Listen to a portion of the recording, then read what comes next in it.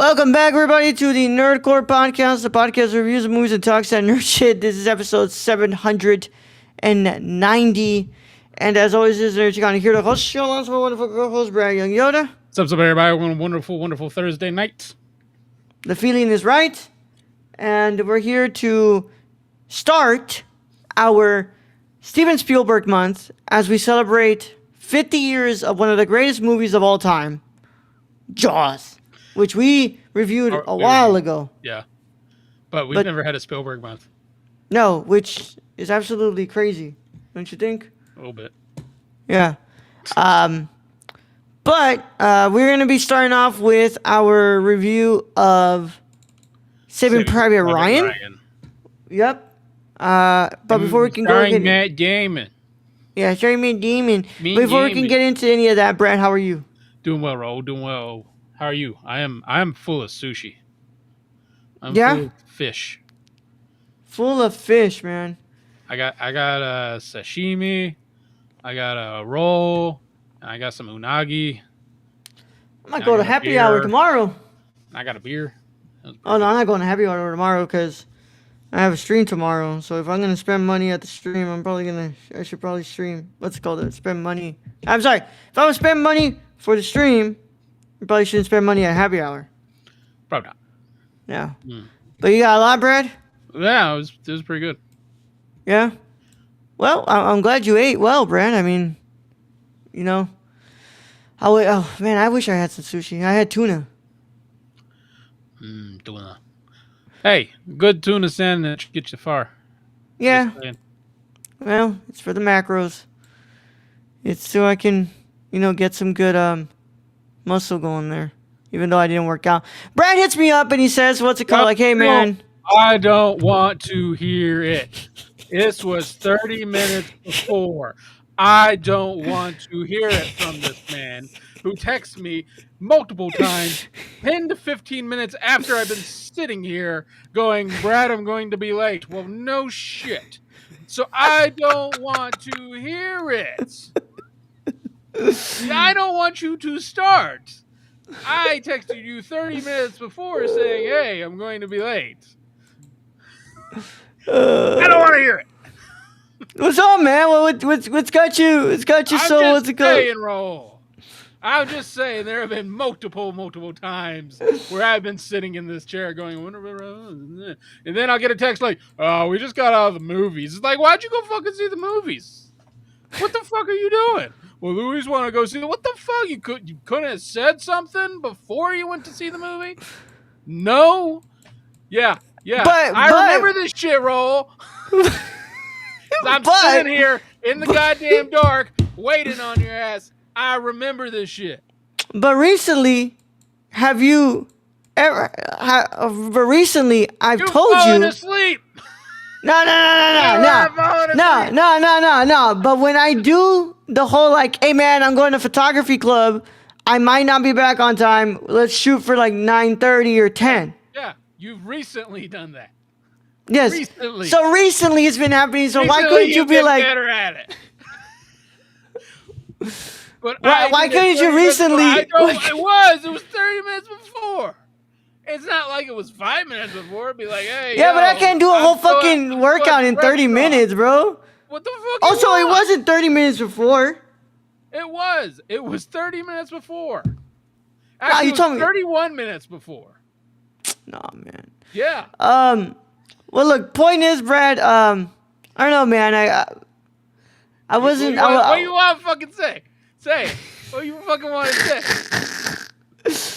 I would have been nice to know so we could go and work out, Yeah. It'd been nice to know a lot of those times so I could have been doing shit instead of sitting in the goddamn dark staring at my computer screen. Well, Brad, I'm sorry, buddy. Yeah. You want to get on with the review or you want to continue this bullshit? We can go ahead and get on with the review. Okay, that's what I thought. So, but Brad, how like other than the sushi that you planned pretty impromptuly, how are you doing today? I'm doing fucking fantastic. I had a beer too. Yeah. Oh man, I've been just stuck cleaning all day. I got Michelle's coming over on Saturday, and her husband. We're gonna go out dancing, so Cool. You know, I got to get my clothes clean so that way they don't think I live like a fucking slob. Oh, that's what I do all the time when friends are coming over. It's like, we got clean. Yeah. Yeah. It'd be like Brenda, they can't think I'm a slob. I think Sorry, that's man. everyone, honestly. Yeah. Because you come home from work and it's the last thing you want to fucking do is look at your house and be like, yeah, I should probably clean that. Yeah. Yeah, you know, sometimes I get home from work and I'm just like, fuck this, dude. Like, what the I'm fuck, tired. man? Why does it look like this? Like, come on, Yeah. bro. But, you know, man, that is just the way of life sometimes. Hey, Stacy. What do you say? Walked in on another spat, I guess. Yeah, yeah. That's foreplay, Stacy. Well, Brad, I hope everyone is doing great. And I hope you're ready for this. Let's go ahead and get this going, Brad. So, if you have not watched Saving Private Ryan, you should probably get out of here if you care about spoilers. But if you don't care about spoilers or you've already seen the film, go ahead and stay. Either way, how it goes is your one and only spoiler warning. And it is in effect after these words from our sponsors in a 5, 4, 3, 2, 1. Today's episode of the Nerd Court is brought to you by SeatGeek. Whether you want to see your favorite band, sports team, or comedian, SeatGeek has you covered.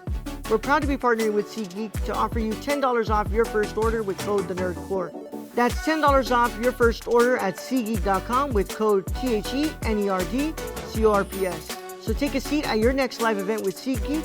Thank you. Now let's get back to today's video. Tell them about Saving Private Ryan. All right, roll. Saving Private Ryan is a 1998 American epic war film directed by Steven Spielberg and written by Robert Rodat. Robert Rodat wrote that. Set in 1944 in Normandy, France during World War II, it follows a group of soldiers led by Captain John Miller, Tom Hanks, on a mission to locate Private James Francis Ryan, Matt Damon, and bring him home safely after his three brothers have been killed in action. The cast also includes Ayden Byrnes, Tom Sizemore, and Jeremy Davies. Inspired by the books of Stephen E. Ambrose and accounts of multiple soldiers in a single family, such as the Nyland brothers being killed in action, Rodat drafted the script and Paramount Pictures hired him to finish writing it. The project came to the attention of Hanks and Spielberg, whose involvement due to their previous successes secured the project's development. Spielberg wanted to make Saving Private Ryan as authentic as possible and hired Frank Darabont and Scott Frank to do uncredited rewrites based on research and interviews with veterans. The main cast went through a week-long boot camp to help them understand the soldiers' experience, because a week-long really is going to let you... Never mind. Filming took place from June to September 1997 on a $65-70 million budget, almost entirely on location in England and Ireland. The opening Omaha beach battle was the most demanding scene, costing $12 million to film over a 4-week period and using 1,500 background actors. Saving Private Ryan became one of the year's most successful films, earning critical acclaim for its graphic portrayal of combat. World War II veterans described the combat scenes as the most realistic portrayal of their own experiences they had seen. Some said they had been unable to watch it due to the traumatic memories. The film earned $481.8 million, making the second highest grossing film of 1998, and went on to win many accolades, including Golden Globe, Academy, BAFTA, and Saturn Awards. Considered one of the greatest war films ever made, Saving Private Ryan's battle scene filming techniques impacted many subsequent war, action, and superhero films, and numerous directors have cited Saving Private Ryan as an influence on them. The picture is credited with having helped renew interest in World War II at the turn of the century, inspiring other films, television shows, and video games set during the war. In 2014, the film was selected for preservation in the United States National Film Registry by the Library of Congress as culturally, historically, or aesthetically significant. What we got here? Cinematography, Janusz Kaminski. Edited by Michael Kahn. Music by John Williams. And running times 170 minutes. Budget 65 to 70 million. Box office 482.3 million. I believe that makes this a blockbuster.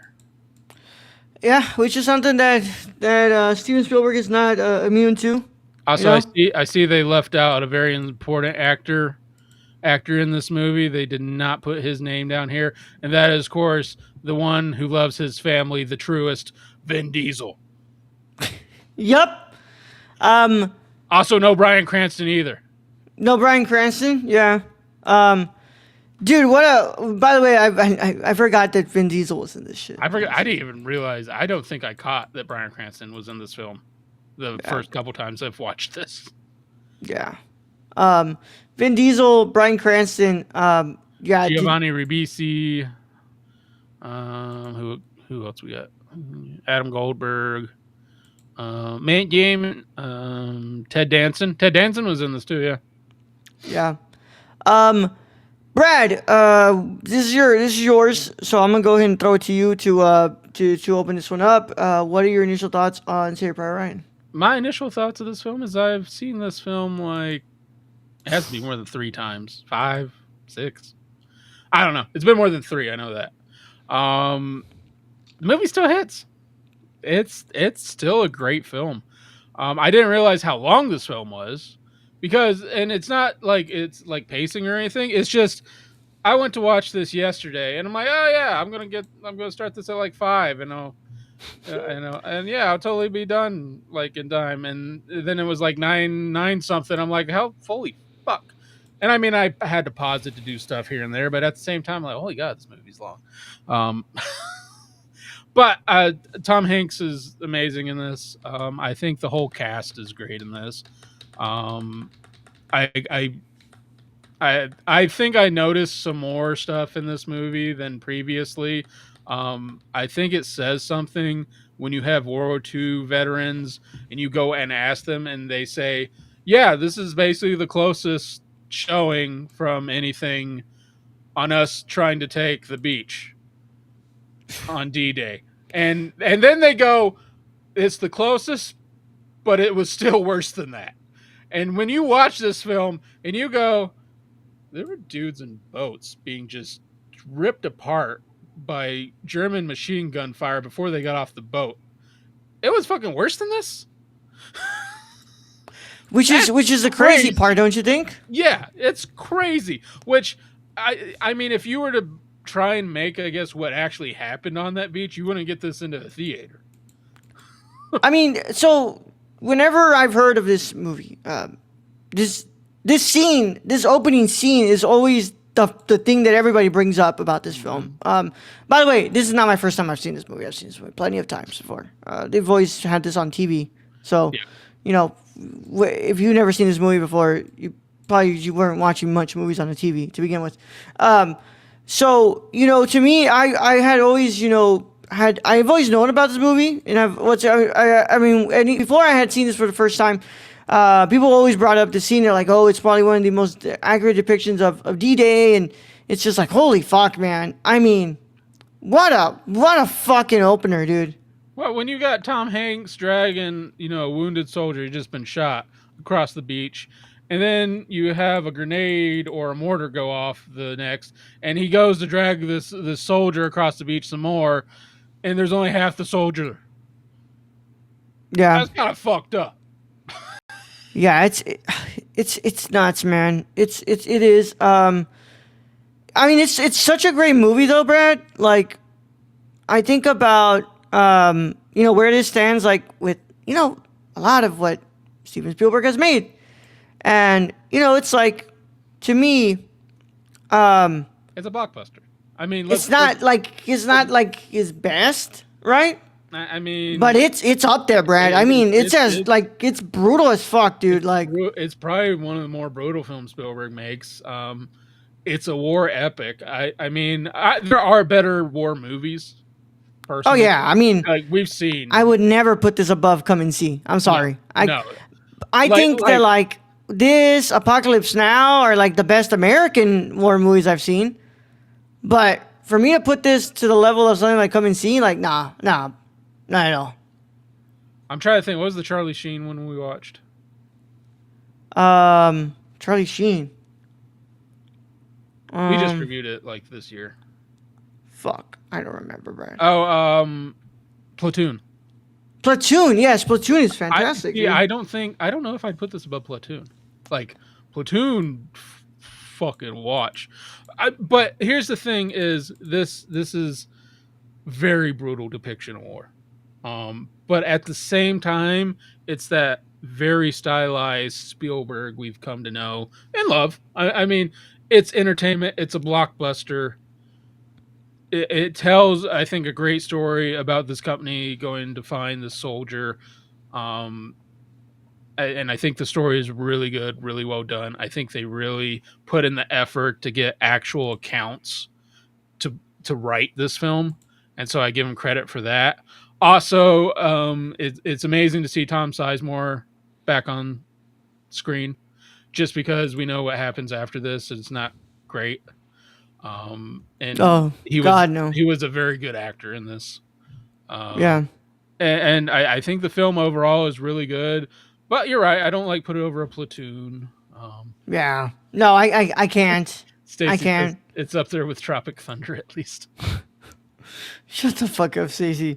And then Um, Vin Diesel was in this, I believe, as well, which was his inspiration for the Fast and Furious films. I can make a film about family.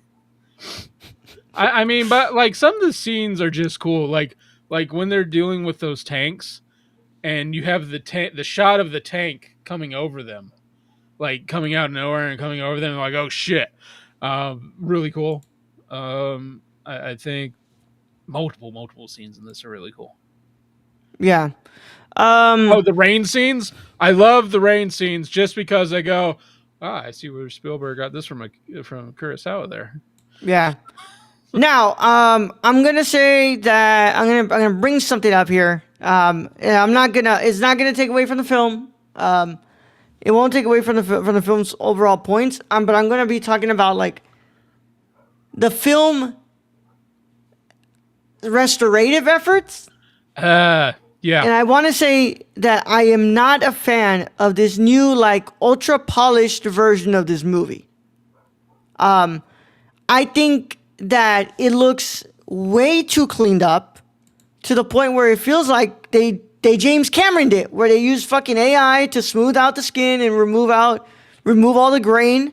Because this movie used to look really fucking grimy and really gritty. It really added to that atmosphere. This movie, especially like the first scenes, like coming on the beach, and you have like sand blowing up everywhere, and I mean, yeah, I think any war movie should have like a gritty depiction, and that's where I get the stylization of this. I mean, we can blame the transfer or the upgrade, but also it's Spielberg. Like Spielberg makes blockbusters. It's very stylized in his way. It's very much cleaner than other war movies, even when it was gritty. So it's still a fantastic movie, but I just want to talk about like the fact that this just doesn't look. What's it called? I just don't like this look to it, and I feel like it takes away from, this movie that before used to look just really fucking like really ugly to look at, because I mean we're at war. It shouldn't look fucking beautiful. Yeah. But Brad, I mean it's still a fantastic movie. I mean, you have Tom Hanks' character who's like really trying to pull everybody together to go find Private Ryan. And of course, one of my favorite. He's also suffering too, though. Yeah, he's suffering too. To me, one of my favorite characters and one of the parts of this movie that really always interests me is that one soldier who doesn't want to kill. Like he's so afraid. Well, yeah, because he's barely shot his gun. And in that scene where he's like, no, I don't want to do this. Like I don't want to do this, and it's like he has no choice, and he has to fucking kill him. Yeah. Well, and I mean, yeah. And he's a French-German translator. Yeah. And just because Tom Hanks lost his two translators, gets pulled into this battle. Yeah. And I mean, or the moment where that one civilian just lets the soldiers go.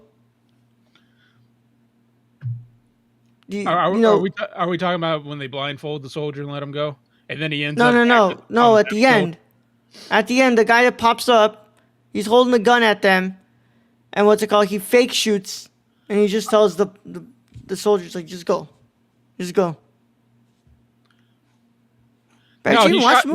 he shot the one guy, He shot the one guy? Yeah, he shot. You know why he shot the one guy though, right?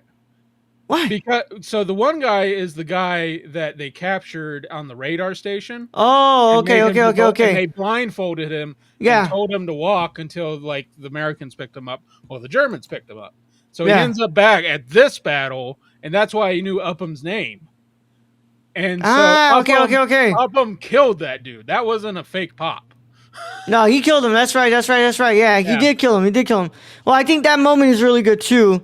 But to me, the moment that always stands out to me is that the French German translator. I mean, he's just like fucking, just so scared, and he doesn't want to do it, but he's like, I'm gonna die if I don't do it. I feel kind of, there are scenes in that where I'm just pissed at that character, like where his battle buddies are getting slowly stabbed with their own. It wasn't a knife, but their own weapon, and it's like, dude, walk up the stairs and pop that dude. I mean, But you have to remember, Brad. Not everybody. Not everybody's built for war. Yeah. Yeah, not everyone's built for it, and there's some of them who they didn't have a choice. Remember, Brad, people got drafted to this. And I think they're showing like, I don't think anybody's built for war to this. Like, there's a few, but I mean, even Tom Hanks' character, we see the hand shaking, and he's towards the end of this movie, he's basically having quite a few issues of how to lead, and it comes out that he was an English teacher. Yeah.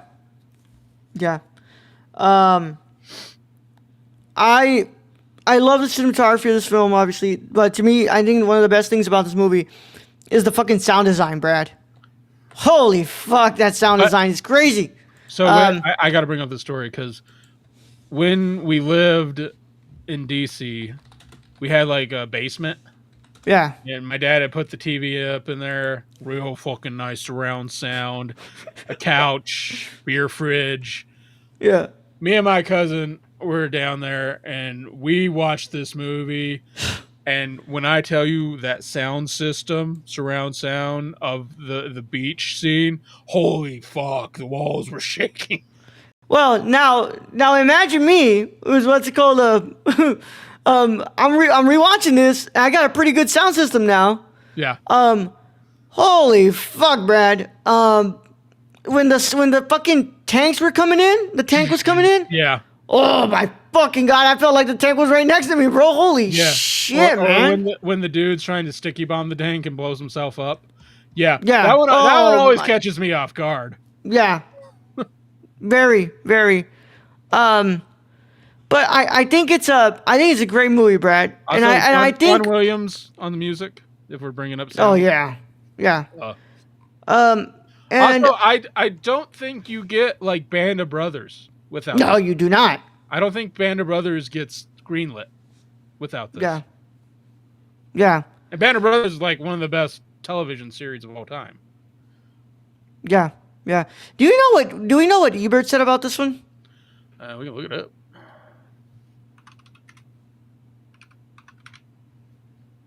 I would like to know what he says. I'm pretty sure he liked it. Probably did. 4 out of 4 stars, yeah. Jeez. You want to read a little bit?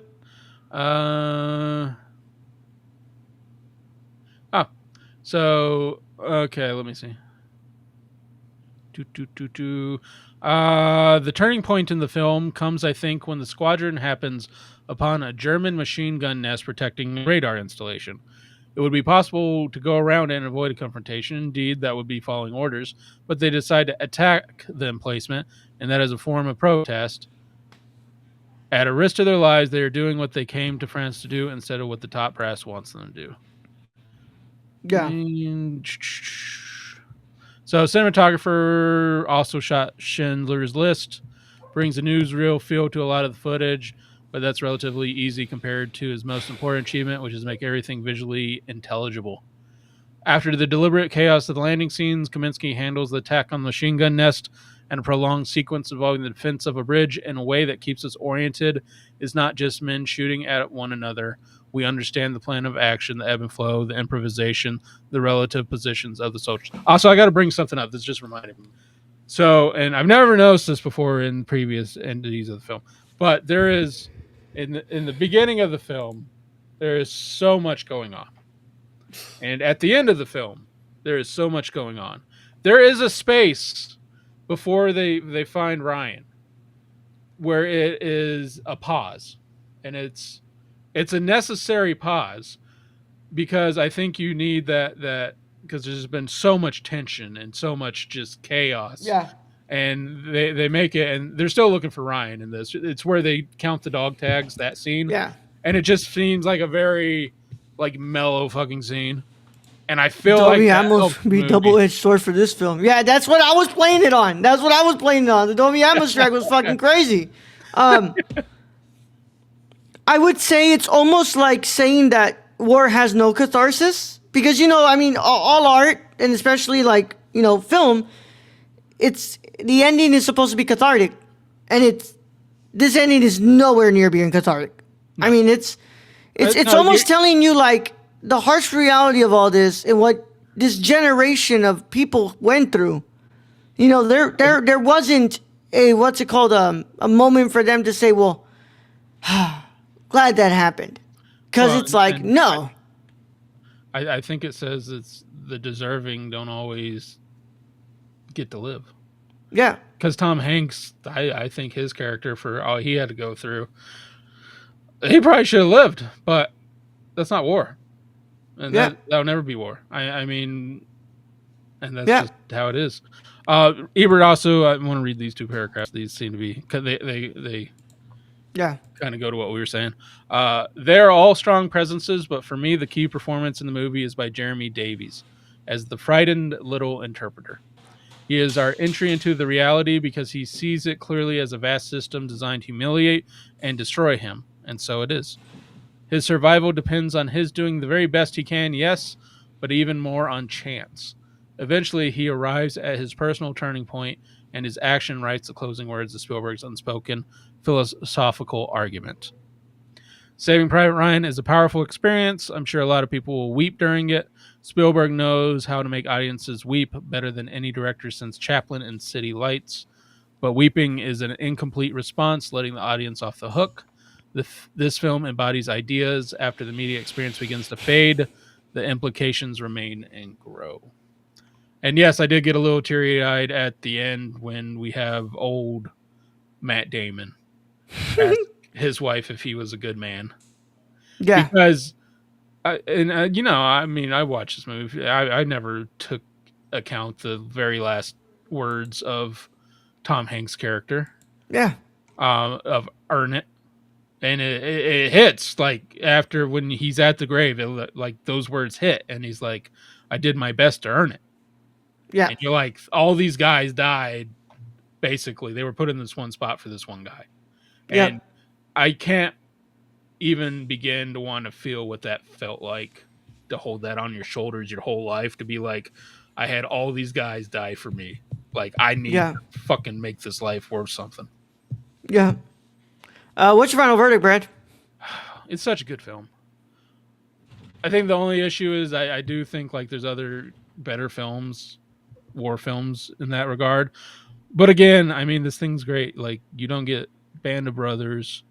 I don't think a lot. I mean, Tom Hanks was already big, but I think Sizemore and Damon and the rest of the cast, they get a huge star billing on their caps, and they go on to make other stuff.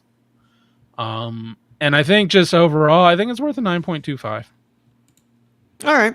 I'm just a teeny bit under you, Brad.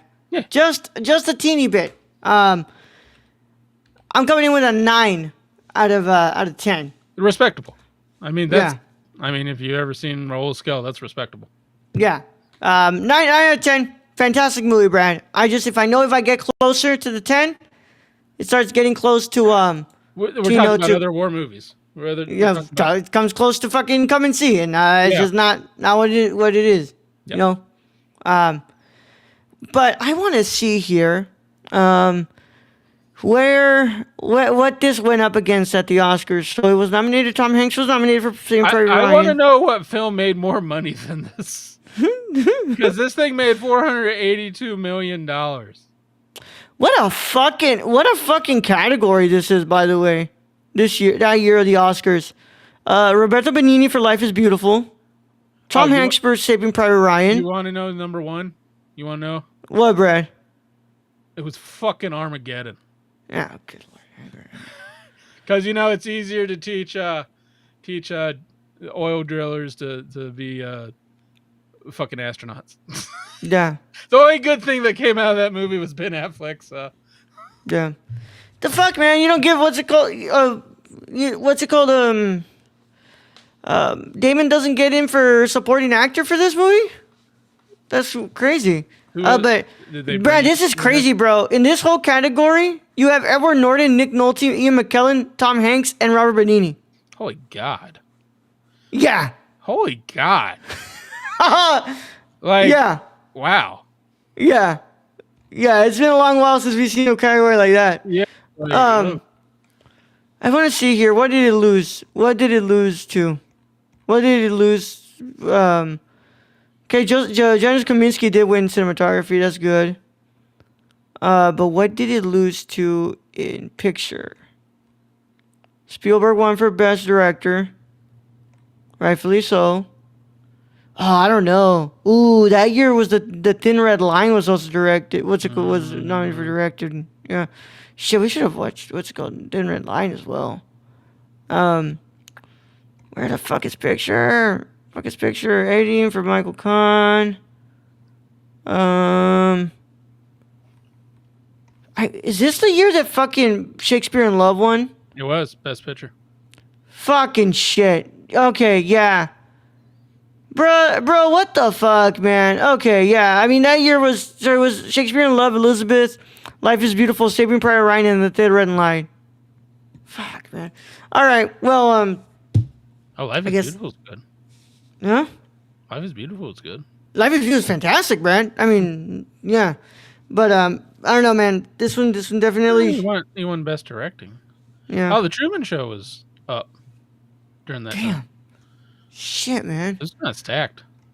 Yeah, that year's stacked as fuck, dude. I'm glad it took sound though. I'm glad it took sound because what's it called? It does deserve that for sure. And I think that I never knew Gwyneth Paltrow won a Best Actress award. Yeah, they all eventually do, Brad. And it wasn't for her hoo-ha either. Hoo-ha. What's it called? The candles that smell like her hoo-ha. Hoo-ha. All right, man. With that being said, that concludes our review of Saving Private Ryan. Thank you all, as always, for watching. Keep up to date with us on nerdcore.com, Twitter at the Nerdcore, Instagram at the Nerdcore, Letterboxd the Nerdcore, TikTok the Nerdcore, Patreon.com/Nerdcore, and Discord link is in the description below, where you can keep up to date with us. This episode is live early and ad-free before it drops for everybody else in the public. So all you gotta do is join the $1 tier, and you're able to watch this and chat with us like Stacey did. We want to thank you all if you're watching on YouTube. Please don't forget, subscribe to the channel, click the notification bell, and leave a like on the video, as all that helps us out so fucking much. If you're listening to us on your favorite podcast app of choice, leave a 5-star review and follow us. On your favorite podcast app of choice. These aren't even available anymore on the podcast apps. I don't even know why I keep saying that fucking line. YouTube, I already talked about it. I mean, technically, if you pay for YouTube, you can listen to us. True. Yeah, technically you could. So point is, no, subscribe. Subscribe. Please. I want us to end this year being monetized. So keep watching our shit. Please. Subscribe to us. Leave likes. Do all that stuff. It would mean the world to us. Leave a comment. I want to talk to you guys in the comments as well. Play us 24/7. We'll annoy your parents or loved ones. Yeah, man. Look, Right in you the could be fucking, and if you have a TV in the back, I want you to have this review playing on the back. I mean, we don't care. We won't tell. I don't care. Your parents are fighting in front of you, and your TV is on. Put this review on it. Yeah, they'll be like, oh, they're just listening to those fucking nerds again. Yep. Your girl wants to talk to you, and you have the TV on. Put the fucking review on. All right. I don't care what it is. Yep. Do whatever you want. Get those numbers up, everybody. if you're in a fucking Best Buy, I want you to go to every single fucking phone in that Best Buy and put our reviews up in there, so that way you can have them playing. There you go. Yeah. Yeah. Oh, put it on the TV. Thank you to our patrons. Without them, none of this is possible. We love you guys so fucking much, and I know we don't have Shane anymore. It just hurts. It hurts. But we love you, Shane. His card probably got too old. We love you, Shane, and we appreciate you, big dog. We appreciate you for all the time you were with us. He's not dead. He's just not on the Patreon anymore. Yeah. So. Yeah. Probably shouldn't say it like that. Mom, Dad, quit yelling. They're reviewing Salo. Yeah. But if you're watching on YouTube, we love you. We thank you. Everybody who subscribed, everybody who leaves likes, everybody who watches us, we love you. If you're listening to us on podcasts, we love you. If you're reading our stuff on the website, if you're keeping up with us on our outdated social media where we definitely do not post anywhere, but if you follow us and all that stuff, we love you guys so much. Point is, if you support us, we support you, and we love you guys so fucking much for that. So we thank you guys so much for being here for this episode. Brad, let's get him the hell out of here, dude. All right, Raul. Thank you for being a host as always. Thank you to Stacy for joining us in chat. Thank you to all our listeners and Patreon supporters. We appreciate each and every one of you. And to end this episode, I'd let you be my bunker buddy. Young Yoda out.